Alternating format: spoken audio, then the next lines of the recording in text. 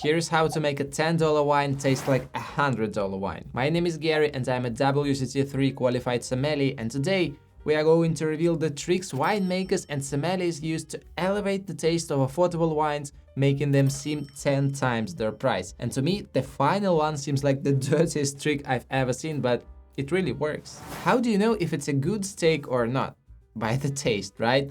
But what if the beef or the steak wasn't top quality and the chef had to conceal it somehow? If I were in the same situation, I would pour some more sauce on top of that just to mute the taste of the meat itself. And exactly the same they do with wine. But instead of sauce, they add SO2 to the wine. Like, SO2 is the most basic additive to stabilize the wine and mask its imperfections. And it costs almost nothing to the producer. Sulfites are very cheap. Adding SO2 preserves all the fruity and floral aromas in wine as they are, and it seems to be more refreshing and more youthful. It's almost impossible to make wine without sulfites because they are formed as a byproduct of fermentation, but adding too much SO2 to wine, I'm not actually a fan of this. It's not very good for your health.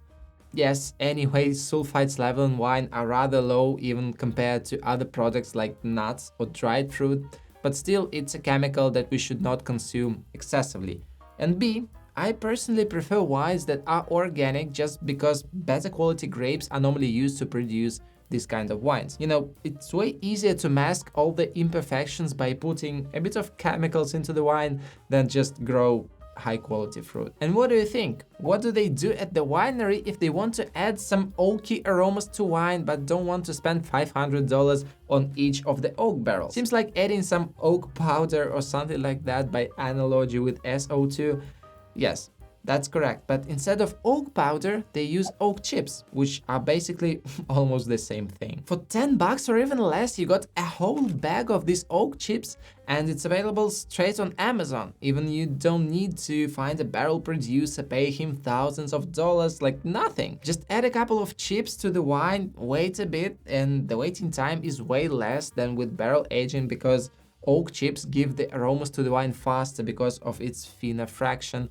Smaller pieces of oak are surrounded by wine, and voila, the wine already has a hint of oak. Actually, a lot of producers use this old trick in order to drastically reduce the cost. Like, if we talk about a $50 bottle of wine, the producer doesn't need to do it because it's like brand reputation. He's worried about the quality of the product. But if we talk about some mass market brand like Yellowtail, stuff like that, they use it really a lot. And again, there is nothing wrong with using oak chips when it's a $10 bottle of wine. A lot of the most popular wines are produced like that, especially in Australia and in the US. Like low price Shiraz from Australia typically is made using these oak chips.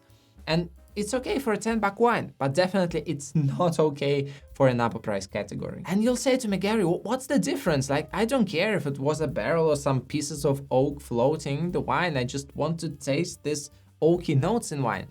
And yes, why not? But for some reason, they use natural vanilla in cooking instead of synthetic vanillin. It's just a better quality premium experience you get. The same with cars, with apartments, with basically everything in life. You can find a cheaper option that will kind of do the same thing as the original product, but not exactly on the same level of quality.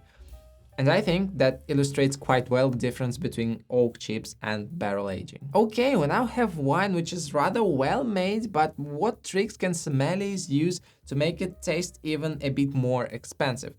First of all, it's serving temperature. Like, each wine has its ideal serving temperature to open up the aromas and flavors.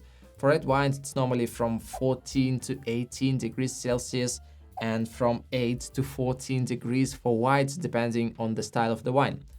But a good sommelier can serve a wine a bit colder or warmer in order to alter the tasting experience. By the way, I share my tasting experiences on a weekly basis in my free newsletter. Subscribe if you feel like diving a bit deeper into the world of wine. The link will be in the description below. We have, so to say, a red wine which is probably a bit too heavy, lots of alcohol, lots of this jamminess, not quite balanced, not a very pleasant wine, okay? And what I would personally do if I had to save this wine is to serve it a bit colder than it should be. Like, full-bodied red wines are served at like 16, even 18 degrees Celsius, and I would serve it at 14. Colder wine will seem more fruitful, less tannic, with less alcohol, and hopefully better balanced. Note that this trick doesn't work with white wines. You cannot heat up a little bit white wine in order to make it better. It will probably become the opposite. Or it's possible to heat it up to like 70 degrees Celsius, add some fruits and make a punch or a grog, but that's totally another story. But each of these tricks is nothing compared to the dirtiest trick a sommelier can use.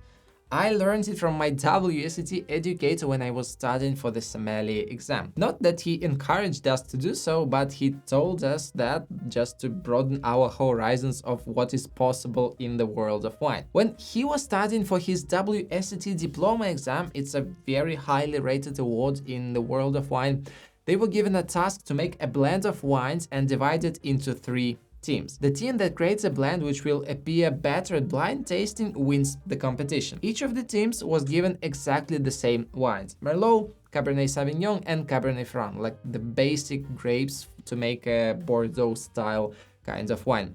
And the only thing which they had to decide on was the proportion. At the blind tasting, one of the wines performed way better than the others, but when the jury discovered the truth, the winning team was disqualified and almost even expelled from the WSET course. What do you think? What was the reason? A tiny bit of sugar. Like, believe it or not, even wine educators who have years and years of experience, who have tasted the finest wines of the world, were fooled by this simple trick. The winning team added just a couple of grams of sugar into the glass of their blend. And what difference did it make? Like, a lot of difference. Because it's almost impossible to notice the smallest amount of sugar in wine, especially when you don't expect it to be there. And the judges obviously were not expected to taste sugar in the wine, because the task was to make a blend just of these 3 wines provided, no additives. And the same about us when we buy a regular bottle of wine in the supermarket. It's written dry on the label and we don't expect any sugar in it, like 0. But the thing is that our brain loves sugar a lot. Even our palate cannot taste the sugar, but our brain has already noticed it. Sugar boosts serotonin levels and we generally feel happier. That is why we love candies, cakes and all kinds of pastry that contains sugar. And it's especially pleasing to our brain to get it when not expected. And sugar in wine functions exactly the same as sugar in food. The food becomes more tasty and the wines seem more fruity, more fresh, more enjoyable. And that is the reason why the winning team managed to fool the masters. Of course, if it was about a lot of sugar, it would be clearly visible. Well, not visible, but tastable on the palate. But a tiny bit of sugar that converts a dry wine into off-dry is really very hard to identify, even for professionals. And even if the professionals could be twisted around a little finger, what can we expect from regular consumers? And you can try to trick yourself the same way. Of course, now when you know about this hack, you won't get the same experience because you'll be looking for that tiny amount of sugar in the wine. But still, just try. Add 1 gram of sugar per glass of wine and taste the difference. The sweetened wine will seem more fruity, more elegant, and generally will taste better. I find myself fooled like this sometimes, especially when opening a bottle of some basic California wine, Australian wine. Oh, they seem so good, like very fruity taste, and then I think, like, stop. What do you taste? Sugar? Okay, I know that little trick. This time you won't get me. And they don't even add sugar to wine afterwards. They just can stop the fermentation a bit earlier to save that little bit of natural sugar in wine and not convert it into alcohol. That is why some cheap wines taste so good. And that is, in my humble opinion, the dirtiest trick a winemaker or a sommelier can use to make a wine taste better. And if you want to know the secrets of Michelin star restaurants on how they manage to double the sales, this video is definitely for you. Please like, comment and subscribe this video, and I'll see you in the next one. Bye.